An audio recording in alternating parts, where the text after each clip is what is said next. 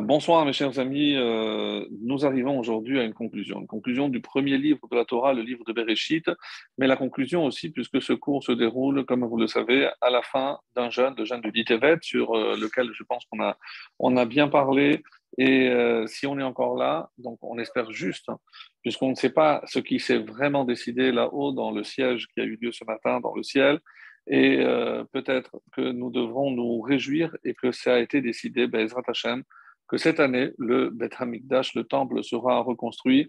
En tout cas, nous allons voir aujourd'hui, donc comme ceux qui ont pu lire, peut-être, ça c'est, on va innover, et c'est suite à des suggestions qui ont été faites par nos élèves la semaine dernière, quand on était vraiment en face à face en présentiel, donc d'envoyer comme ça de temps en temps un petit rappel pour annoncer un petit peu comme une bande-annonce de quoi on va parler. Alors j'essaie toujours de le faire, en tout cas en début de cours, de voir un petit peu, de présenter un peu le plan que l'on va suivre, et on va également essayer de raccourcir un petit peu la durée des cours.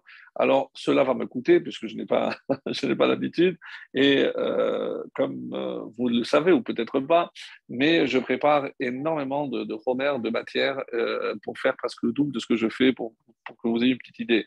Alors, évidemment, ce n'est pas par rapport qu'au cours, puisque, évidemment, j'essaye de piocher à droite et à gauche toutes sortes de nouveautés par rapport aux années précédentes, et surtout que ce sont des parachutes tellement, tellement riches, et il y aurait tellement de choses, évidemment, à dire. Donc, je dois réduire, et ça, c'est c'est difficile. En tout cas, j'espère que je vais réussir aussi dans cet exercice, et ceci afin peut-être de toucher un public un peu plus large. Alors, c'est pas que forcément c'est l'objectif, mais pourquoi pas? Parce que c'est vrai que lorsqu'on voit des cours d'une durée qui dépasse 1 h 15, 1 h 20, alors ça nous coupe un petit peu, même si aujourd'hui, surtout par YouTube, vous pouvez accélérer la vitesse de la parole par 1,25, 1,50, 1,75, mais on m'a dit que je parle déjà assez vite, donc en multipliant la vitesse, donc ça devient incompréhensible. Alors, donc, je vais garder mon rythme de parole et essayer de restreindre, puisque c'est vrai que généralement, les cours sont assez riches, il y a énormément de renseignements, d'enseignements, énormément de nouveautés. Donc, on va essayer de réduire, Bezrat Hashem, donner une nouvelle présentation au cours afin de ne pas dépasser voilà, l'heure. On va voir si on y arrive en tout cas. Alors, cette paracha qui conclut le Sefer Bereshit va parler évidemment de la mort, de la disparition du dernier des Avot, des patriarches, c'est la mort de Yaakov. C'est ce qui va occuper essentiellement le contenu de cette paracha de Vaïchi, mais ça ne se termine évidemment pas sur une note aussi négative, ça se termine par les brachot. Il va réunir tous ses enfants et il va les bénir. Alors là aussi, on pourrait évidemment s'attarder sur chaque bénédiction et se poser vraiment la question si c'est une bénédiction qu'il donne et quel est le sens même du mot bénédiction. Qu'est-ce qu'un père, avant de quitter ce monde, transmet à son fils? Quel type d'héritage? Un autre enseignement aussi qui se trouve dans la Gemara de Ta'anit, qui nous affirme quelque chose vraiment de surprenant en nous disant que Yaakov Avinu Lomet. Yaakov Avinu n'est pas mort. Alors évidemment, ça suppose énormément de questions, que ça veut dire qu'il n'est pas mort, et on va essayer de comprendre pourquoi. Et enfin, qu'est-ce qu'il a voulu révéler lorsqu'il les a réunis? Il est dit que réunissez-vous, je vais vous révéler ce qui va arriver, ce qui va advenir à la fin des temps. Est-ce que c'est la date du Mashiach? Est-ce que, comme le dira Rashi, on l'a empêché, on lui a enlevé le roi HaKodesh pour qu'il ne révèle pas? Qu'est-ce qu'il voulait révéler? La date, voilà, lorsque le Mashiach viendra. Ou il y a évidemment autre chose qu'il a voulu révéler, et il a réussi à le révéler. Alors, à nous de justement dévoiler cette révélation de Yaakov avant de quitter ce monde. Et comme je l'ai annoncé aussi, donc de tous les enfants, pourquoi se fait-il que seuls les enfants de Yosef, en tout cas les deux premiers, dont on n'a pas connaissance qu'il y en a eu d'autres, mais au cas où il aurait eu d'autres, ça n'aurait pas été valable. Donc Yaakov lui dit que ses deux enfants, Ephraim et Ménaché, seront pour lui comme Réhouven et Shimon, exactement comme ses propres enfants. De quel droit Donc, il élève en quelque sorte ses enfants, ses petits-enfants au rang d'enfants, et ils seront considérés comme des shevatim, comme des tribus. Donc, quel a été leur mérite pour se voir décerner euh, une telle récompense, on va dire, et est-ce qu'il s'agit vraiment d'une récompense? Alors, déjà, dans les premiers versets que je voudrais lire, donc c'est le début de la paracha, Vaïchi Yaakov be'eretz Mitzrayim Sheva Esre Shana. Alors, Yaakov a vécu en Égypte 17 ans.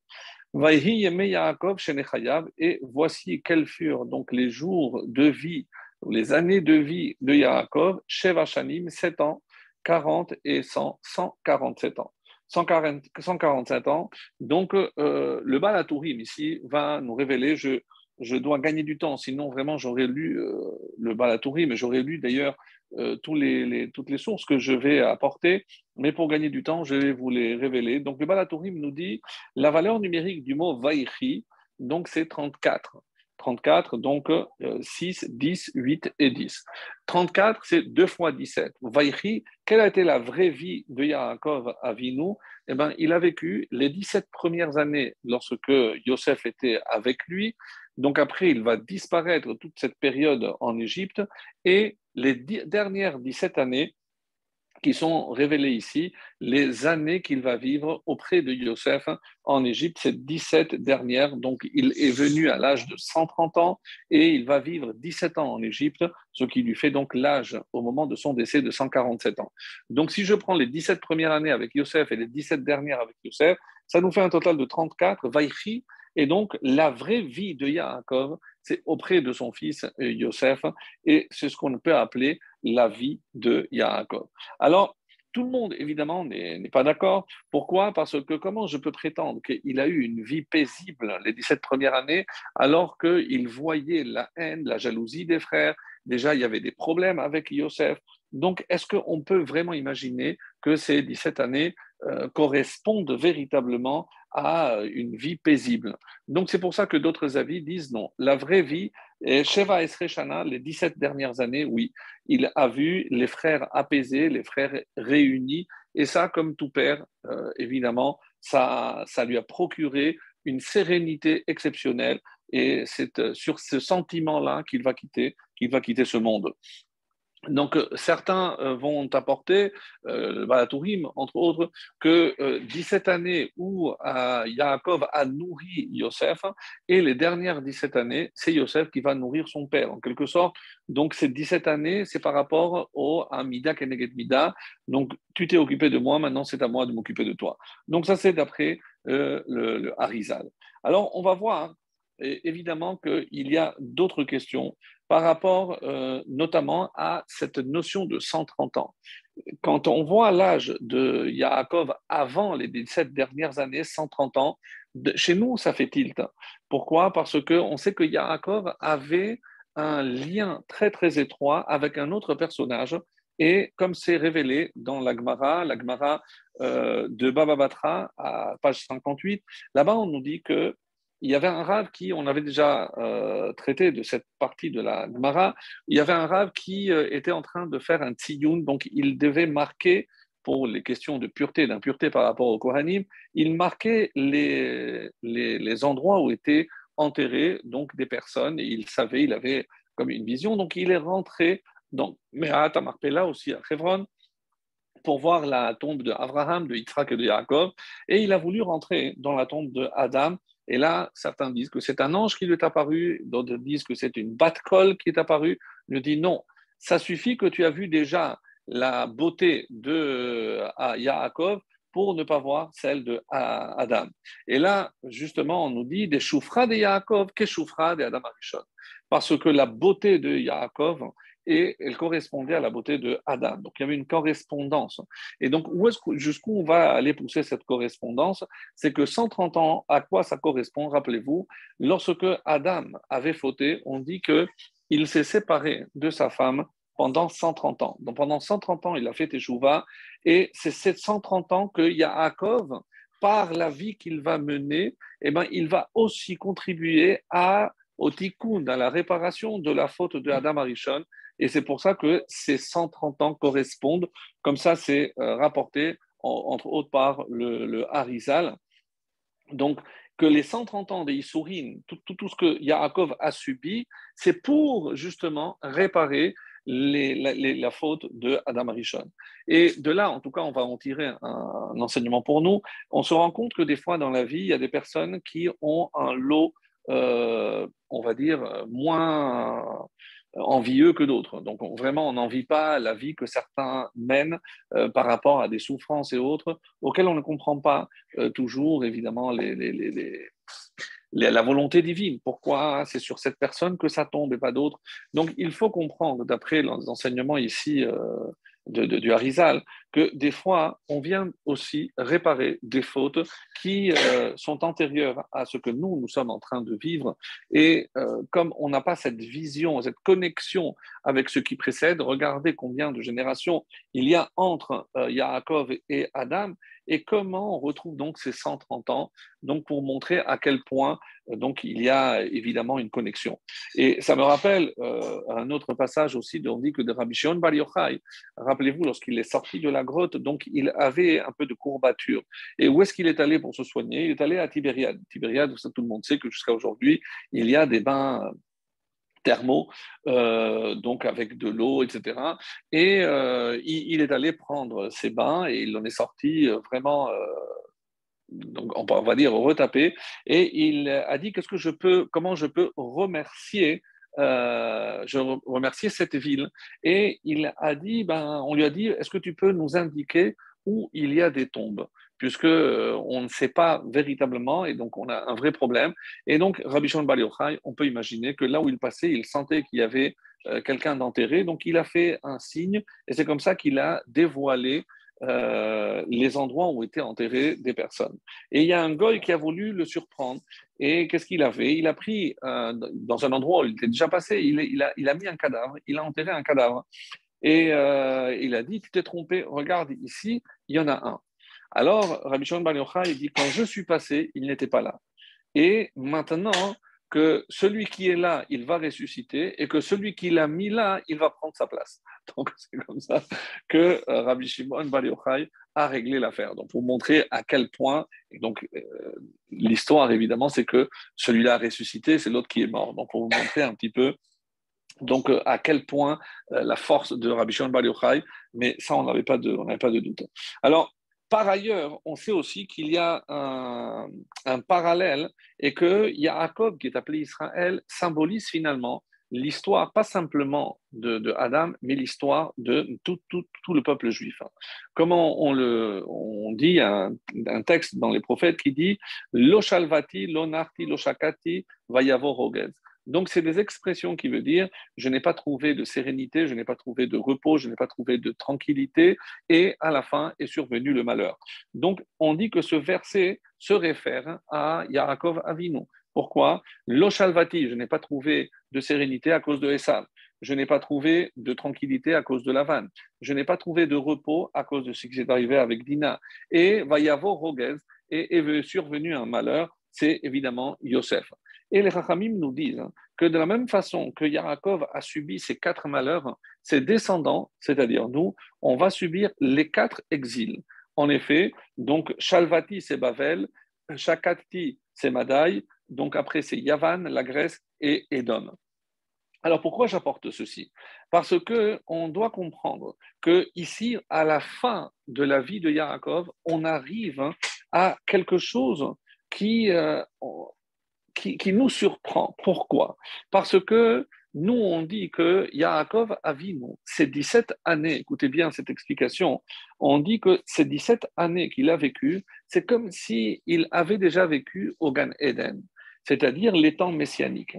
Pourquoi? Reprenons le parallèle. On a dit que Yosef va y avoir Rogez. Yosef, c'est la souffrance d'avoir perdu son fils Yosef, qui correspond à Édom. Donc, dès qu'il a retrouvé Yosef, c'est comme si Yaakov avait mis fin, un terme, à sa galoute à lui, à sa souffrance.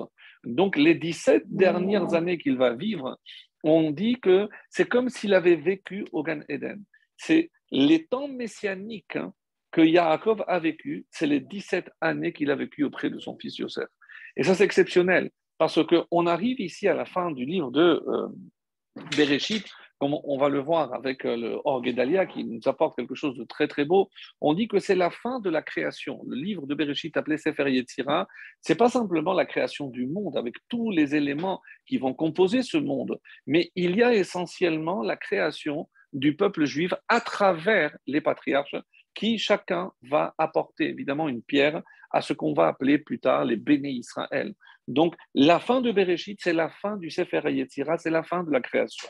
Et on va voir, comme, bon, même si on anticipe, sur le livre de Shemot, où on va voir maintenant l'histoire du peuple juif. Donc, et lorsqu'on va analyser comme d'ailleurs, le Ramban, toujours dans son introduction, dit quel est le contenu essentiel de tel ou tel livre.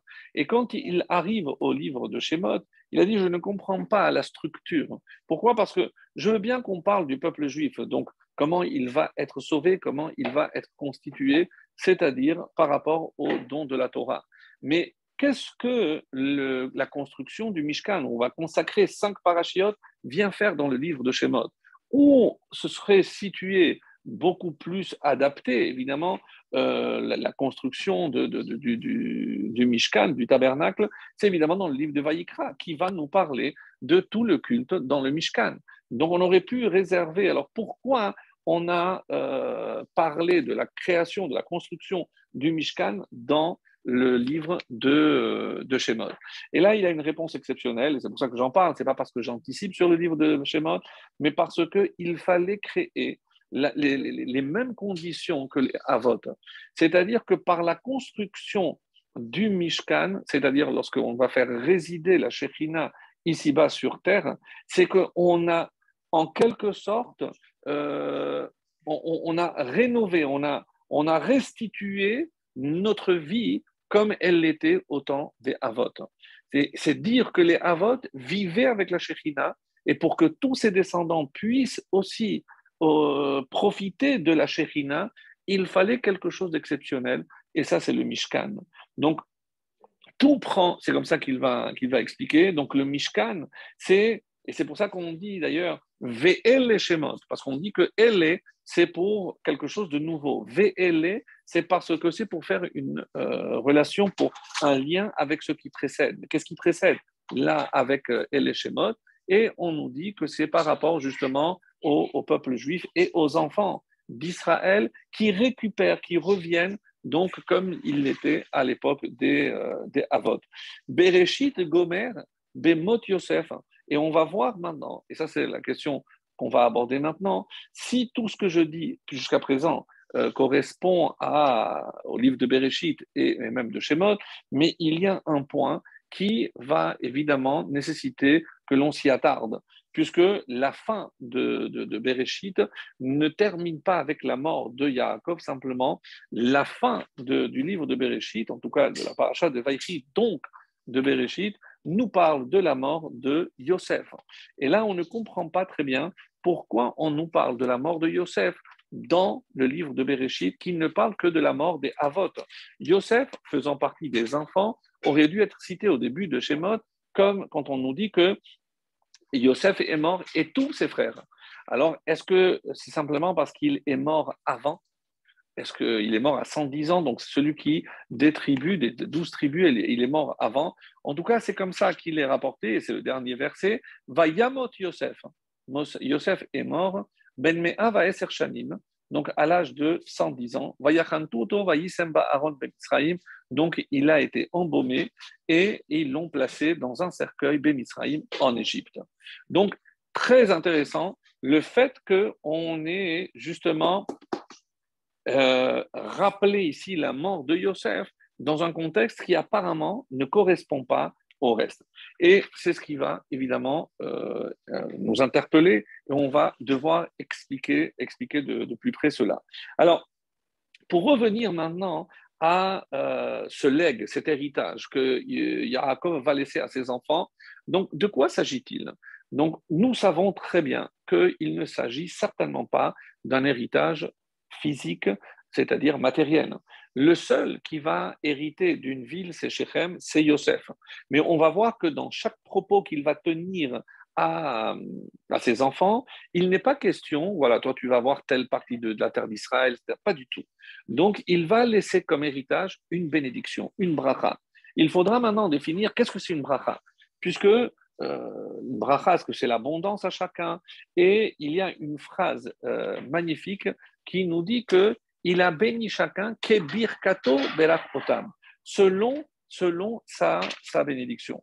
Alors, je vous lis ce verset parce que véritablement, il mérite qu'on s'y attarde. Donc, chacun a été béni, kebir kato.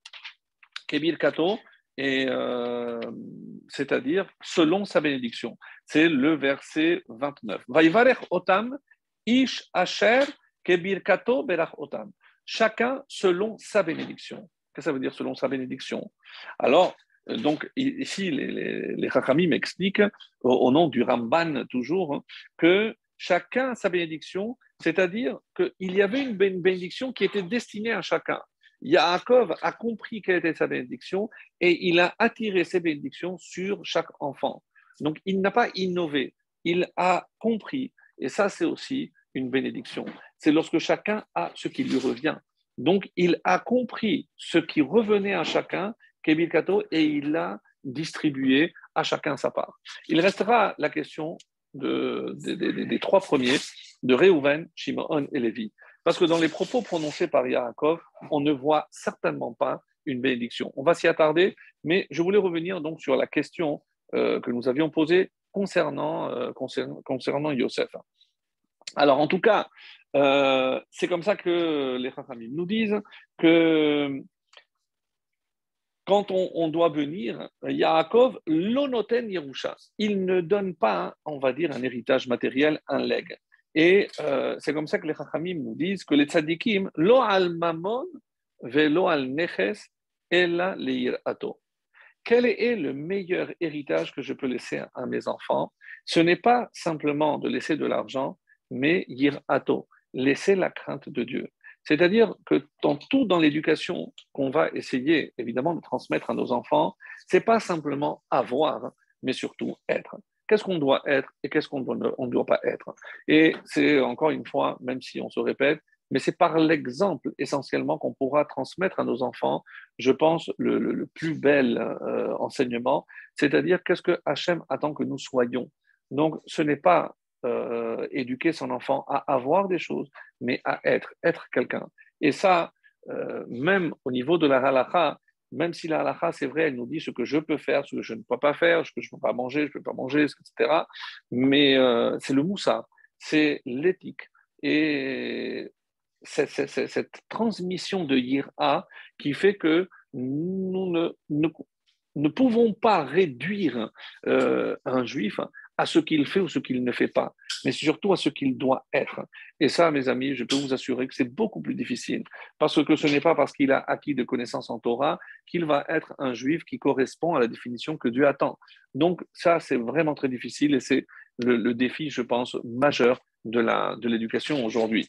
En tout cas, d'où on l'apprend, ce verset que vous connaissez tellement bien, les Choubanim Shim'oli, allez les enfants, Shim'oli, écoutez-moi, quoi? Yirat Hashem alametrem. Qu'est-ce que je vais vous enseigner? Yirat Hashem, la crainte de Dieu. Donc, le plus bel enseignement, le plus bel héritage que je puisse laisser à mes enfants, c'est transmettre la crainte du ciel. Et ça, c'est pas une partie facile, hélas. Donc, voilà par rapport donc à ce que je voulais dire au début de la paracha. Maintenant, on va dépasser, on va enfin atteindre ce que je disais par rapport à Réhouven. Donc, on a un véritable problème par rapport à Réhouven, et ça, on va le voir. Par rapport donc à la façon aussi dont Yaakov va demander, et c'est lié à ce qu'il va dire à Réhouven, puisque, encore une fois, on a beaucoup, beaucoup de mal à imaginer que ces propos que Yaakov tient à son fils sont des propos de bénédiction. Alors, Je vais laisser ces premiers versets, donc on est au chapitre 49, hein. Ces premiers versets, je vais les traiter un peu plus tard.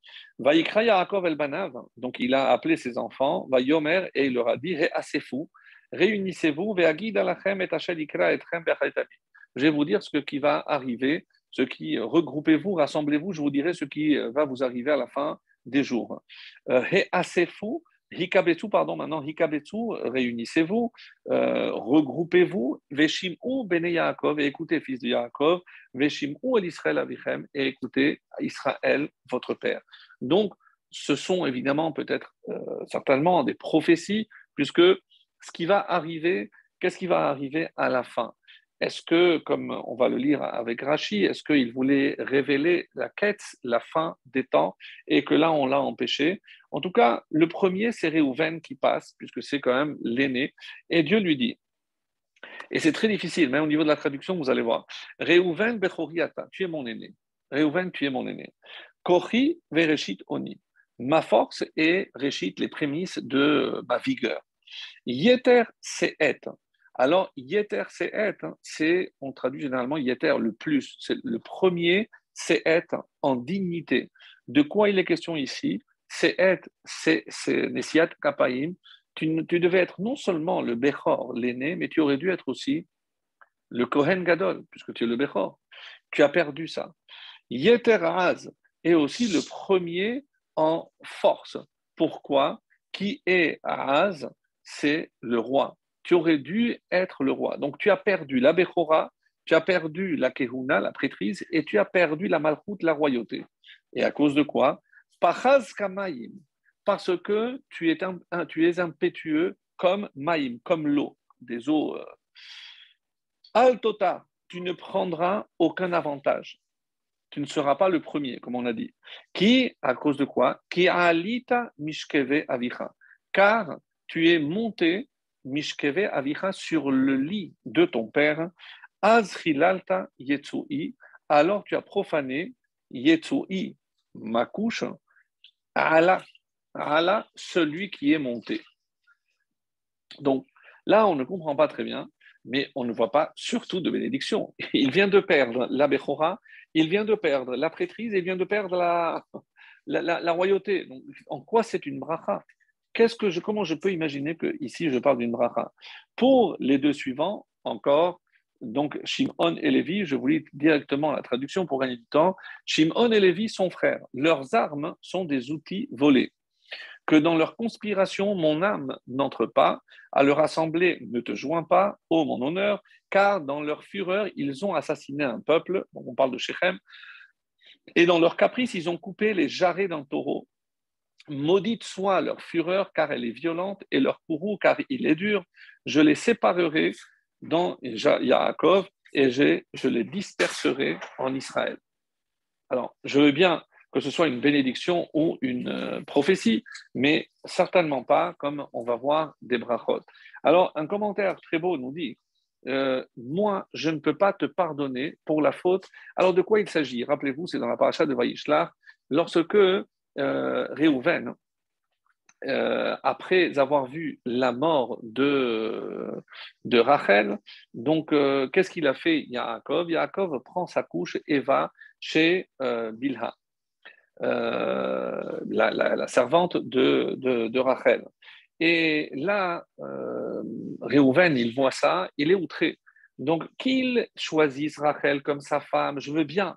Mais maintenant que Rachel n'est plus, comment je peux laisser faire? Alors, pourquoi il agit? Il agit en honneur de sa mère, Léa.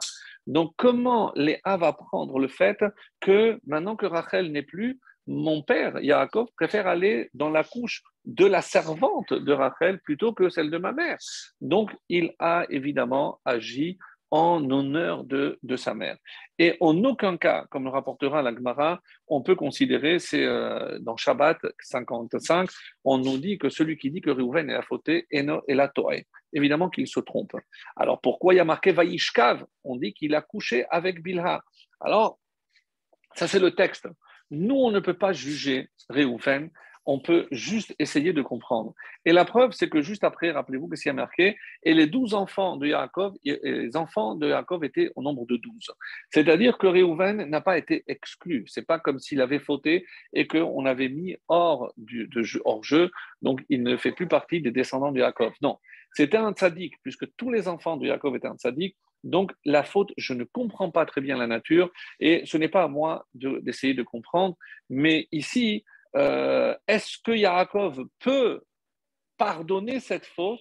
Et il dit, Yetsui, Allah. Allah, c'est celui qui est monté. Et on nous dit, qui c'est qui est monté? Il y a deux explications très intéressantes. Qui est monté là-haut? C'est Moshe.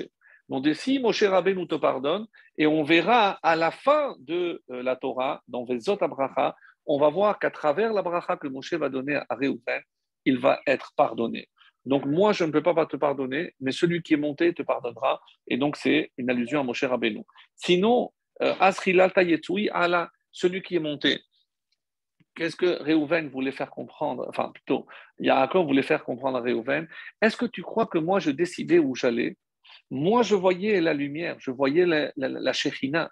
Et si la Shekhinah m'a amené là-bas, donc, c'est pas contre moi, moi, je ne t'en veux pas, mais tu es allé contre la Shekhinah. La Shekhinah m'a indiqué où je devais aller. Donc, ce n'est pas de mon initiative. Ce n'est certainement pas pour humilier ta mère Léa ou en souvenir de ma femme Rachel. C'est que moi, j'allais où la Shekhinah m'indiquait d'aller. Donc, tu as profané la Shekhinah. Puisque comment tu as osé prendre et aller contre la Shekhinah? Donc ça, c'est ce qui est dit et que moi, je n'ai pas à te pardonner. Je sais qu'il n'y a rien eu avec Bilha, évidemment, avec la servante, évidemment qu'il n'y a rien eu.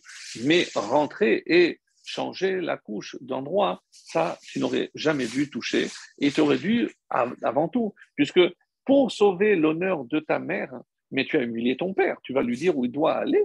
Donc, des fois, on pense bien faire d'un côté, mais on n'a pas vu toutes les conséquences de nos actes, surtout les conséquences qui peuvent être néfastes, négatives d'un autre côté. Donc, tu n'aurais pas dû agir de la sorte. Ça, c'est ce qui ressort de ce texte.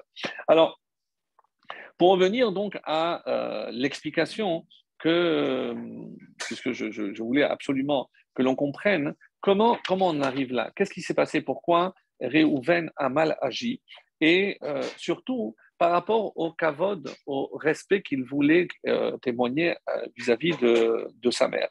Alors, là, c'est le Harizal, et c'est surtout rapporté par le Malbim dans la paracha de Vaïshlach, quelque chose que d'habitude le Malbim, ce n'est pas du tout son genre, mais il va faire ici, il va citer les Mekoubalim. Il va donner une explication un petit peu d'après la Kabbalah, c'est-à-dire, on va dire, l'explication un peu profonde, ésotérique de la Torah. Et qu'est-ce qu'il va nous dire? Alors, il dit comme ça, d'après les Mekoubalim, hein, cette nuit, qu'est-ce qu'il devait faire Yaakov? Il devait aller dans la couche de Bilha, la couche de la servante de Rachel. Et pourquoi? Et on va le voir dans le texte quand il va dire que Meta alay Rachel.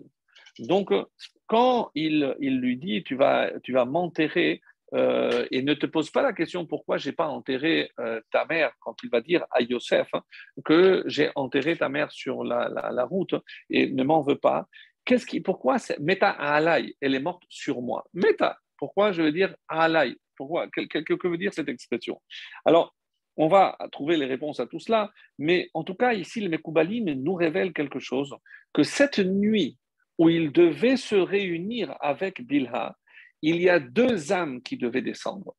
Et il y avait une prophétie, une bracha qu'il avait reçue, Yosef, et en disant Yaakov, que Yaakov avait reçu une bénédiction, alors que Rachel était enceinte de Binyamin, Dieu lui a promis donc une descendance. C'est-à-dire qu'il devait avoir d'autres enfants après Binyamin. Mais comment? Si Binyamin, donc il ne comprenait pas, puisque si Rachel est morte, on lui a dit, de la même façon que à travers la servante, c'est comme si on attribuait ses enfants à la maîtresse, c'est-à-dire à Rachel. Si cette nuit-là que Réhouven n'était pas intervenu pour changer la couche. Si Yaakov était allé avec Bilha, écoutez bien, donc il aurait dû avoir deux enfants encore avec Bilha. Ces deux enfants auraient dû être les enfants on aurait attribués à Rachel. Pourquoi? Parce que Rachel était censée avoir plus d'enfants que les servantes. Mais maintenant qu'elle est morte, donc quand Yaakov, euh, quand Réhouven a enlevé cette couche et il est allé avec Léa, donc il a empêché ces deux enfants de venir. Qui étaient ces enfants? On nous dit que ces âmes qui vont descendre descendront comme elles devaient être attribuées à Yosef. Donc c'est encore une fois à travers Yosef que ces deux âmes vont descendre. Chez qui? Ephraim et Ménaché. Ephraim et Ménaché, lihem, ils sont à moi. Ces âmes-là, elles sont à moi, dit Yaakov. J'aurais dû les faire descendre à travers Bilha. Mais comme Réhouven m'a empêché, c'est pour ça que Réhouven va être puni. Merci. C'est Réhouven va être puni parce qu'il a empêché, il m'a empêché d'avoir ces deux enfants. Maintenant, on comprend pourquoi ces enfants méritent cette récompense. Pourquoi Ephraim et Ménaché sont considérés par Yaakov comme ses propres enfants. Parce qu'il a compris que ces âmes-là, elles lui revenaient de droit. Donc, elles devaient être attribuées à Rachel. Donc, du coup, Yosef s'en retire et maintenant, eh ben, il y a comme fils de Rachel, il y a Binyamin, Ephraïm et Ménaché. Et donc, du coup, il se trouve que Rachel a trois pour le kavod de Rachel. Toi, tu as agi pour le kavod de Léa, mais tu as empêché le kavod de Rachel, parce que Rachel aurait dû avoir trois enfants, donc plus que les servantes, et donc Léa 6, Rachel 3 et 2 chacune des servantes. Donc, et c'est comme ça que le Harizal explique, c'est magnifique, cette explication tellement belle et qui, évidemment, nous permet de comprendre. Le Malbim, d'abord, c'est pas du tout dans son style de faire, mais autrement, on ne comprend pas. D'après le sens simple, le pshat, on n'a pas d'explication pourquoi pourquoi c'est Ephraim et Ménaché qui vont prendre la place au lieu de tous les autres enfants. Donc, je peux imaginer que Yosef était le préféré. Alors, le Chizkouni a donné d'autres raisons. Par exemple, pourquoi il a récompensé Yosef à travers ses enfants de l'avoir nourri 17 ans. Donc, il va dire maintenant, tes enfants seront comme des tribus. Il propose une autre explication. Comme c'est le fils de Rachel, et que Rachel s'était considérée vraiment sa femme, donc c'est comme si les petits-enfants de Rachel étaient ses propres enfants. Donc, ça, c'est l'explication que propose ici le Chizkouni. Et le kavod de Rachel, parce que comment on aurait pu imaginer qu'elle ait que deux enfants et pas plus. Donc, en attribuant les enfants de Yosef à Rachel, donc elle est supérieure en quelque sorte aux deux Shephachot, aux deux servantes. Ça, c'est les différentes explications. Et c'est comme ça qu'il explique Meta Alay. Donc, Meta Alay, parce que j'aurais dû continuer à procréer avec elle, mais elle est morte. Alors maintenant, pourquoi Alay? Pourquoi par rapport à moi? En quoi je suis responsable? Et ça, c'est le Or HaChaim, Hakadosh, qui donne cette réponse. Meta Alay, c'est à cause de ma faute, parce qu'elle est morte à cause de ma faute. Donc, je devais faire le tikkun en ramenant ces deux âmes. Et Réhouven, tu m'as empêché. Donc, pourquoi elle est morte à cause de moi? Alay, sur moi la responsabilité. Rappelez-vous, lorsque Rachel a volé les statuettes, les téraphim de son père, donc qu'est-ce qu'il a dit Yaakov? Que celui qui te les a pris, lo yichye, qu'il ne vive pas. Et malheureusement, donc d'ailleurs on dit que yichye c'est aussi 33. Donc comment tu as enlevé 33 ans, tu as enlevé la vie à Rachel, Rachel est morte à cause de toi, toi aussi yichye, tu es 33, ben, on va t'enlever aussi 33 ans. Il aurait dû vivre comme son père, et il sera 180, moins 33, c'est 147 ans. Et l'autre explication, et qui est plus dérangeante, c'est comme ça que c'est rapporté, vous pourrez le lire pour ceux qui veulent vraiment voir dans le texte, dans le Or HaChaim, parce que il n'a pas accompli. Qu'est-ce qu'il avait dit? Si tu me donnes du pain et pour manger et un beged lilbosh, donc aser a aserenula, je te donnerai la dîme de tout ce que tu me donneras. Et on dit qu'il a tardé à accomplir son vœu de donner le maaser. Donc pour nous, une leçon. Attention aussi de ne pas retarder le maaser. Pour pouvoir profiter du reste, il faut évidemment se détacher du maaser, la dîme qu'on appelle en français, donc en donnant à des institutions, des pauvres, ou tous les moyens que vous pouvez évidemment, auxquels vous pouvez destiner cet argent-là. Donc, et qu'est-ce qui a marqué dans la Gemara? Que celui qui n'accomplit pas son neder, sa femme meurt. Donc, très très dur. Donc lorsqu'un homme fait un neder, et pourquoi? Parce que pourquoi sa femme? Parce que toute la bracha que l'homme reçoit, c'est à travers la femme. Donc toi, alors que je t'ai envoyé à travers ta femme toute la bracha, toi tu ne donnes pas ton maaser, tu ne fais pas, tu n'accomplis pas tes vœux, alors je t'enlève la source de ta bracha. Et c'est quoi la source de la bracha d'un homme? C'est sa femme. Meta alay, elle est morte. Donc très dur, c'est un passage très dur. En tout cas, voilà ce qui est écrit. Euh, Yaakov était responsable de la mort de Rachel. Donc il a voulu réparer et il n'a pas pu. Et c'est en élevant au rang de tribu ses deux petits-enfants qu'il a en quelque sorte réparé et fait en sorte que ces deux enfants lui soient attribués, mais plus qu'à lui, à Rachel, sa femme bien-aimée.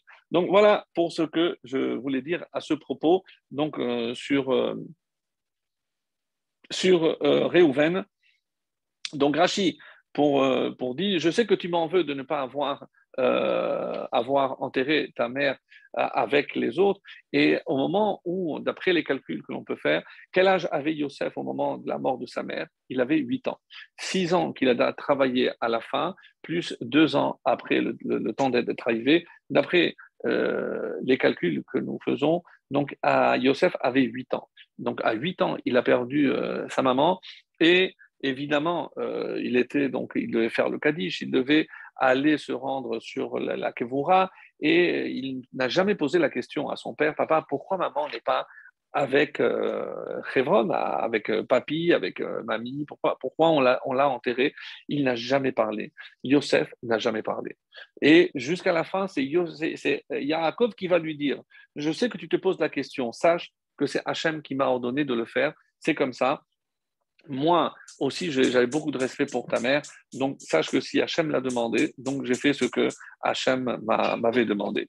Et pour revenir donc au statut de Yosef, hein, parce que si, encore une fois, et on va essayer de répondre maintenant à la question, pourquoi le livre de Bereshit se termine par la mort de Yosef? Et là encore, donc, une réponse très intéressante. Alors, on va sortir un petit peu du contexte. On sait très bien que dans les Sheva Ushpizim, les 7 invités, les 7 bergers d'Israël, Abraham, Yitzhak, Yaakov, donc Moshe, Aharon, Yosef et David. Pourquoi Yosef? Pourquoi pas Yehuda? Pourquoi pas Issachar? Pourquoi qu'on a choisi comme les bergers, on a choisi Yosef? Bon, on a l'habitude, tellement qu'on ne se pose pas la question.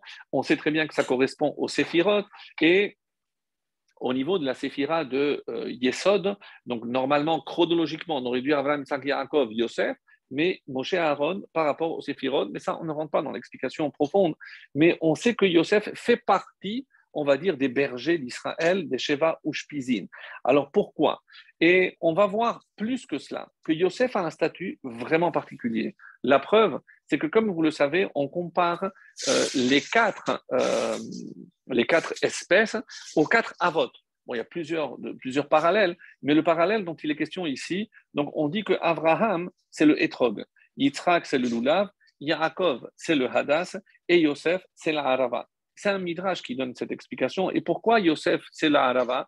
Des 4 espèces, c'est la première qui sèche, donc qui s'abîme. Donc c'est pour ça que celle on doit changer. Les autres tiennent parfaitement les 7 jours, 8 jours, 7 jours, mais pas la harava. La harava se sèche. Et pourquoi? Parce qu'on dit que Yosef, c'est le premier aussi qui est mort. De toutes les tribus, c'est le premier qui a quitté ce monde, comme s'il se desséchait. Donc ça, c'est la réponse que donne le Midrash. Donc Mityabesh. Et de la même façon, on dit que Abraham, c'est Shachrit, Yitzhak, c'est Mincha, Yaakov, c'est Arvit, et Yosef a instauré la prière de Moussaf. Moussaf qu'on fait à Shabbat et Moussaf surtout qu'on fait à Rosh Chodesh. Et on voit qu'il y a un lien avec Rachel et Rosh Chodesh. Pourquoi? Parce que la prière de Moussaf de Rosh Chodesh commence par, après les 3 bénédictions, Raché Chodashim Le'amecha Natata. Tu as donné des têtes de mois. Raché Chodashim Le'amecha, les initiales, c'est Rachel. Donc Rachel est liée à Rosh Chodesh parce que c'est caché, etc. Il y a plusieurs explications, on ne revient pas là-dessus. Alors, où est-ce qu'on voit aussi que Yosef a un statut particulier? Et là, vraiment, c'est une preuve, on va dire, qui pèse lourd. Pourquoi? Parce que nous savons que dans le pectoral, il y avait 12 pierres. Et chaque tribu correspondait à une des pierres précieuses.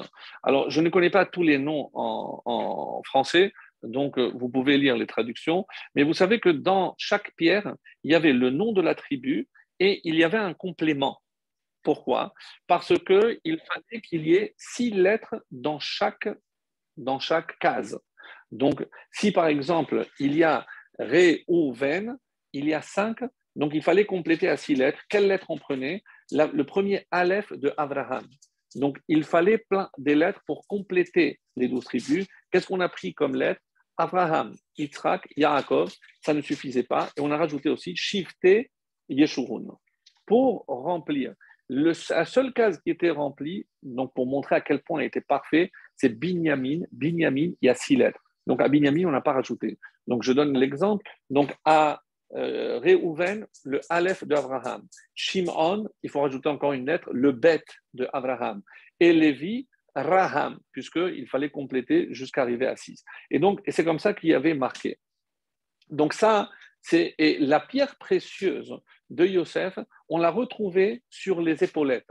Donc les épaulettes, on a pris la pierre précieuse qui correspond à Yosef. Pourquoi? Et donc parce qu'on dit que Yosef équivaut à tous les frères. Et on a placé 6 tribus d'un côté et 6 de l'autre. Et la pierre, et donc là, c'est comme ça que c'est expliqué, c'est le Avnei Shoham.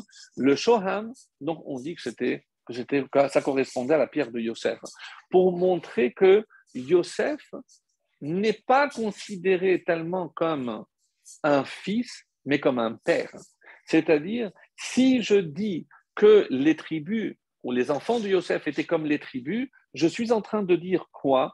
Que Yosef, il monte aussi de rang. Les petits-enfants deviennent les enfants, et du coup, le père devient donc le Hav, comme les Havot. Et Yosef était considéré comme des patriarches. Et je comprends pourquoi le livre de Bereshit se termine par la mort de Yosef, parce que finalement, et c'est ça la bracha, la plus belle bracha que Yaakov ait donnée à Yosef, c'est en élevant ses petits-enfants, il a élevé le rang de son fils Yosef au rang de père. Et donc, il est considéré comme un Hav. Et donc, le Balatourim nous dit aussi, comme ça, que Kol Ashvatim Nikraim al Shem Yosef. Toutes les tribus sont appelées d'après le nom de Yosef. Donc, Yosef qui a réuni, qui a sauvé toutes les tribus. Donc, Yosef joue un rôle capital. Et c'est ce qu'on est en train de dire ici. On va voir dans la bracha de Hamal Agoloti, mais on n'a pas le temps de s'arrêter sur ça. Mais il est rapporté, par exemple, dans Brachot Nunhe aussi, que lorsque, contre le Haïnara, quand quelqu'un a peur du Haïnara, qu'est-ce qu'il doit dire? Ana Mizara'a de Yosef Ka'atina. Moi, je descends de la descendance de Yosef. Et là, on dit, mais on ne peut pas dire qu'on ne descend pas de la descendance de Yosef. Oui, parce que d'après ce qu'on vient de dire, on est tous attribués à Yosef. Donc, je peux affirmer. Et pourquoi? Parce que sur Yosef, il y a marqué Ben Porat Yosef. Donc, il a eu une bracha spéciale contre le Haïnara, contre le mauvais œil. Et c'est pour ça que si je dis, moi, je descends de la descendance de Yosef, je suis protégé contre le Haïnara. Kol Israël Nikraim al-Shem Yosef. Donc, et là, comme c'est la Gemara qui dit, comment je peux dire que je descends de Yosef? Parce qu'on peut affirmer cela. Et c'est ce que le Or HaHaim nous dit, et que Yosef, finalement, on voit qu'il fait partie des Séphirot, il fait partie des 7 bergers, il fait partie de Arba Minim, et c'est pour ça que le livre de Bereshit se termine avec la mort de Yosef, parce que lui aussi est considéré comme un père, et c'est ça ce qu'on voulait apporter ici comme enseignement. Donc, il y a aussi le fait que en rajoutant ces lettres des Havot, parce que nous savons que dans les lettres que composent les 12 tribus, il manque pas simplement 2 lettres, mais 4 lettres. Il n'y a pas chet et tête, qui veut dire chet la faute, et il n'y a pas non plus que le kouf et le tzadik. Et lorsque je rajoute les avot, Avraham, Yitzhak, Yaakov, donc Yitzhak, il y a le tzadik, il y a le kouf, il y a le chet, et le tête, c'est shivté, dans shivté. Donc, du coup, je complète les lettres de l'alphabet avec les lettres des 12 tribus pour que dans le pectoral, le Rochen, eh ben, il y ait toutes les lettres de l'alphabet, comme je viens de le dire. Donc, ça, c'est par rapport donc à ce qu'on pouvait dire sur ce point-là par rapport à cette première question. Maintenant, j'avais dit que j'allais revenir sur le verset, à savoir qu'est-ce que le Yaakov voulait révéler. Donc, le temps passe vite et on va essayer de répondre à cette question de la meilleure façon possible. Vaïkla Yaakov el Banav, Asefou ve'agid alachem. Donc réunissez-vous et je vais vous dire ce qui va arriver. Donc qu'est-ce qui va se passer? Et il commence Reuven bechoriata, etc. Le Rashbam nous dit qu'est-ce que c'est be'acharit hayamim, gevuratam ve'nachalatam. Il leur a donné la force et aussi l'héritage de chacun. L'héritage de chacun, mes amis, comme on l'a déjà dit, c'est la bénédiction qu'il possède, c'est les forces que chacun a en lui. Il y a une phrase très belle, on la cite tous les matins, tous les soirs, Lehodia alivne Adam gevulotav. Le Baal Shem Tov a une très belle explication, c'est pour faire savoir au Fils de l'homme gevulotav. Nous on traduit gevulotav, c'est quoi? C'est au fait, c'est puissance, à qui? À Hachem. Ou que Vod Hadar Malchuto, et la gloire et l'honneur de son règne. Le règne de qui? De Dieu. Alors le Baal Shem Tov nous donne ici une explication magnifique. Et il nous dit, Léodia Livne Adam, Gevulotav. Qu'est-ce que Hachem veut faire savoir aux hommes? Gevulotav. Pas ses prouesses à Dieu, mais ses forces à lui, à l'homme. Et donc, si l'homme arrive à découvrir quelles sont ses forces, alors je pourrai glorifier son règne, le règne de Hachem. Autrement dit, lorsque j'exploite le potentiel qu'Hachem a mis en moi, et dans la Chassidoute, on affirme que chaque juif a un nitzotz, a une étincelle du Mashiach. Donc, c'est dire. Si effectivement, donc c'est extrêmement important. Donc, et c'est pour ça que dans l'explication, puisque je n'ai pas répondu tout à fait, pourquoi les 3 premiers, on n'a pas l'impression que ce soit une bracha. Et effectivement, on nous dit, d'après une explication, c'est pas une bracha. Donc, qu'est-ce qu'on va voir ici? C'est qu'il fallait toutes les brachot, c'était quoi? Pour faire régner Yehuda. Mais comment expliquer que c'est Yehuda qui va être le roi et pourquoi pas ceux qui l'ont précédé? Ni Réhouven, ni Shimon, ni Lévi.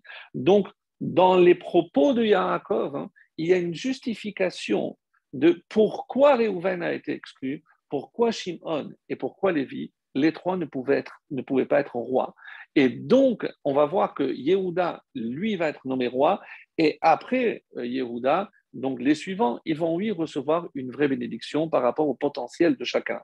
Mais ici, donc, et c'est cette explication qui est très belle, donc, parce que soit je dis qu'une bracha, c'est faire descendre ce qui arrive à chacun, c'est ce on avait expliqué. Donc ça, c'est un sens, une explication du terme de la bracha, c'est lorsque je fais descendre à ce qui revient à chacun. Mais ici, je vois que c'est une explication pourquoi les 3 premiers étaient exclus de la royauté. Donc, comme on l'a expliqué.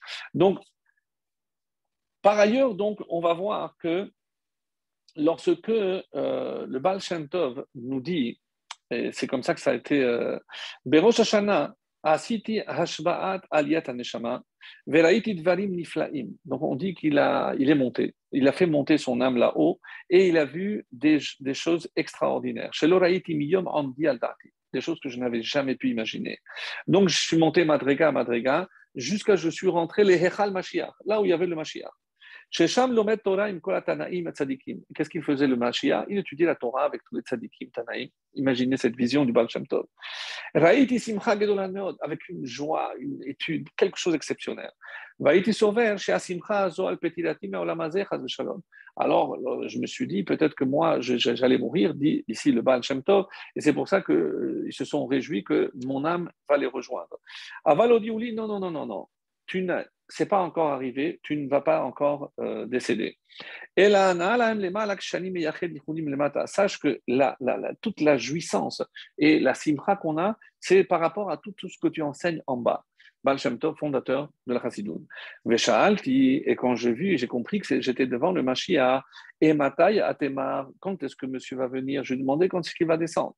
Et il m'a dit, Be'et Sheit Parsem Limudecha, lorsque toute ton étude sera divulguée, Veyafutsu Ma'ayenotecha Chutza, et lorsque tes sources jailliront vers l'extérieur. Donc, c'est pour cela que le Baal Shem Tov a révélé après toutes les sources de la Chassidoute. Après, on va écrire le Tanya, etc., jusqu'à nos jours. Donc, on considère que l'étude de la Chassidoute, c'est une façon aussi dater la venue du Mashiach. Mais ça ne répond pas à notre question. Comment imaginer que Yaakov, qu'est-ce qu'il voulait dire? Il voulait révéler la venue du Mashiach. Donc, imaginons qu'il devait arriver dans les mois, les années. Donc, pourquoi il ne l'a pas fait? Et imaginons maintenant que le Mashiach devait arriver à notre époque, plus de 3000 ans après. Mais c'est un désespoir total. Donc, évidemment qu'il n'aurait pas révélé. Donc, au final, on se pose la question, qu'est-ce qu'il a, oui, révélé? Alors, il faut savoir, et ça, c'est la force qui se trouve en chacun d'entre nous, et c'est comme ça qu'on dit, quand on voit le premier verset, le deuxième verset de la Torah, on parle des galouillotes, on a souvent cité ce verset, Tohu, Bohu, Rocher, les galouillotes, et Veruach Elokim Merachefet al Penamayim, et l'esprit de Dieu qui planait sur l'eau, et on dit que c'est le roi du Mashiach. Donc, pourquoi, depuis le début, on nous parle déjà des galouillotes? Parce qu'il faut comprendre que l'objectif, c'est de faire apparaître la lumière à partir de l'obscurité. Ça, mes amis, c'est la fonction du peuple juif. Et il y a une très belle histoire que j'avais entendue concernant la Shoah, donc un Rosh Yeshiva qui a demandé à tous ses élèves de partir avant qu'il ne soit trop tard. Donc les élèves sont partis, ils ont réussi. Il y a un élève qui était vraiment attaché à son Rav, il a insisté et il a été sauvé, mais ils ont appris que le Rav malheureusement était décédé.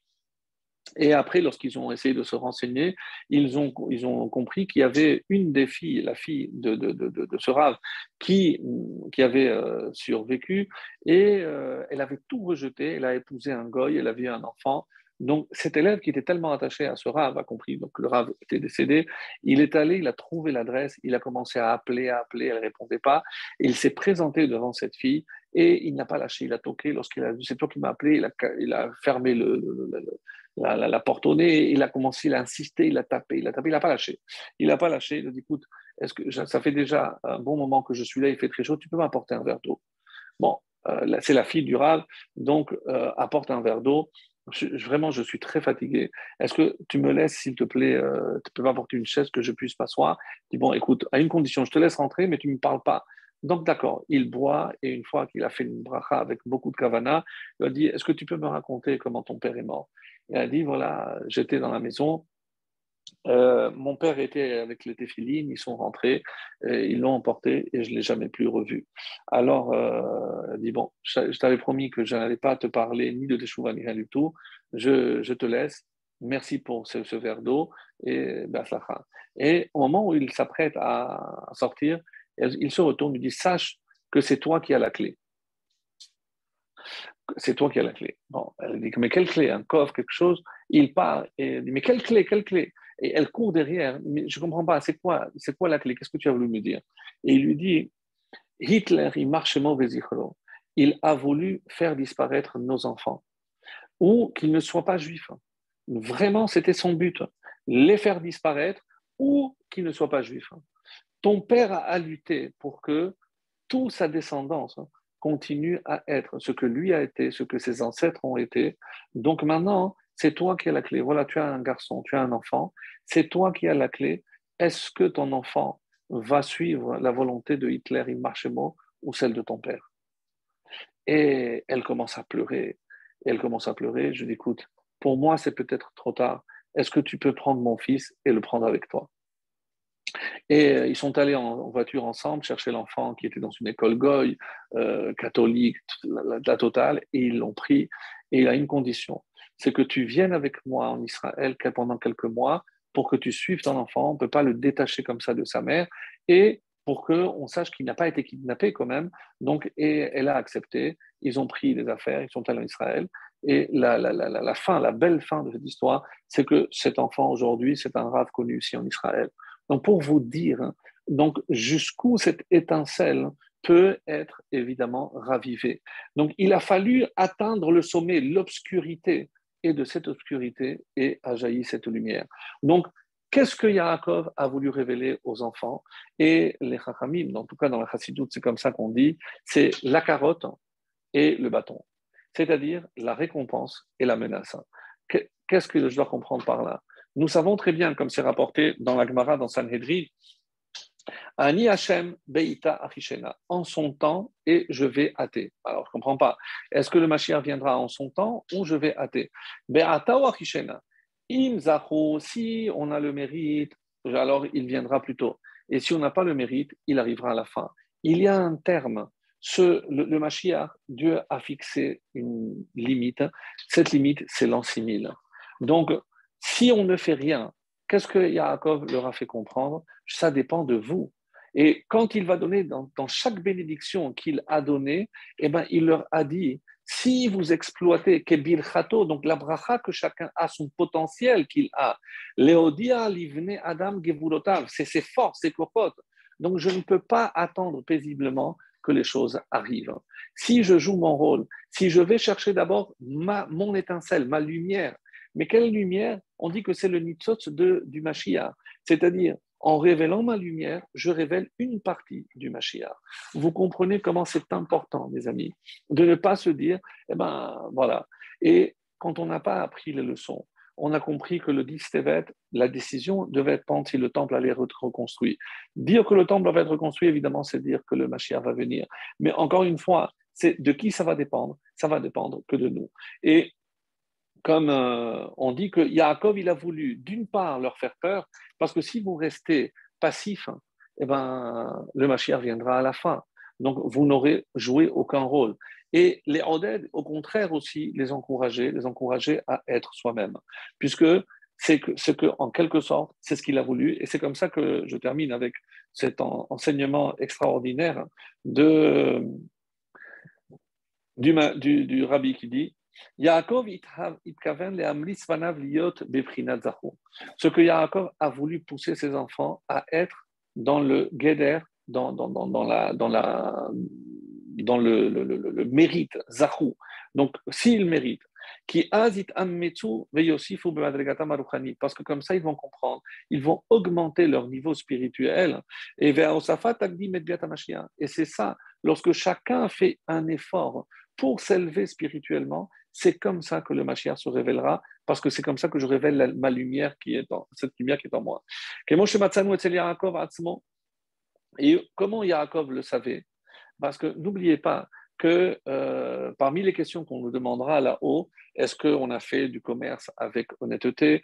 Est-ce qu'on a fixé un temps pour l'étude de la Torah? Est-ce qu'on s'est occupé de Piria Verivia, de la procréation, d'amener des enfants au monde, de les élever dans la Torah? Et après, il y a la question Tipita les choix. Est-ce que tu as espéré en la délivrance? Qu'est-ce que veut dire Tipita? C'est curieux, Tipita, pour qui vita. Alors, Tipita, c'est aussi voir. C'est-à-dire, est-ce que tu as vu à travers tout ce qui se passe, comment révéler justement la lumière du Mashiach? Ça, c'est ce que on voir dans la finalité. Parce que qu'est-ce que ça m'apporte de savoir qu'il y aura le Mashiach? Ça veut dire qu'il y a une finalité, il y a une raison à tout ce qui se passe aujourd'hui. Donc, si je suis capable de voir dans le présent, pardon, la raison du futur, alors je vais agir différemment. Et c'est comme ça qu'on dit que Yaakov, il a compris. Lorsque Yaakov, il est arrivé, Yaakov, il a fait cesser la famine, alors qu'il a rêvé que c'était 7 ans. Mais au bout de 2 ans, Donc, quand Yaakov est arrivé, la famine a cessé. On voit aussi que sur les 430 ans, il n'y a eu que 210, et sur 210, il n'y a eu que 86. Donc, on voit qu'en fonction de l'agissement, des agissements des Juifs, on peut aussi écourter même des temps qui ont été fixés. Comme ça le dit, Mitzad Sheni, im hayu yod'im she'aketz ha'mekori rachok kol kach. S'ils avaient su que c'était tellement éloigné, alors quoi? Chez Zemar ego de la chataim, chez Garmou lezé. Donc ils ont dit quoi? Donc ça veut dire que toute cette génération-là, donc c'est ça qui va faire la faute. Hayu mochichim et yotzei chalatzehem, leosif batora. Et donc c'est le but qu'on doit rechercher, c'est comprendre que pour nous et pour nos enfants, on doit rajouter de la Torah et c'est comme ça qu'on va écourter notre exil. Et c'est comme ça qu'il dit, la conclusion qu'il donne ici, donc il est entre nos mains de faire venir la Géoula, c'est-à-dire de révéler la lumière du Mashiach, la lumière d'Akadosh Baruch Hu, la lumière du temple. Alors, si cette décision qui a été prise aujourd'hui, que le temple sera reconstruit cette année, eh ben, on peut jouer, nous aussi, un rôle actif, hein, par notre comportement, par notre amélioration, par tout ce qu'on pourra apporter. Eh ben, on le saura dans l'année qui arrive. Si la décision qui a été prise, c'est de voir, contempler le Mashiach, et peut-être qu'on aura, à travers nos petits efforts, contribué aussi à cette délivrance, ce que je nous souhaite. Très, très bonne soirée.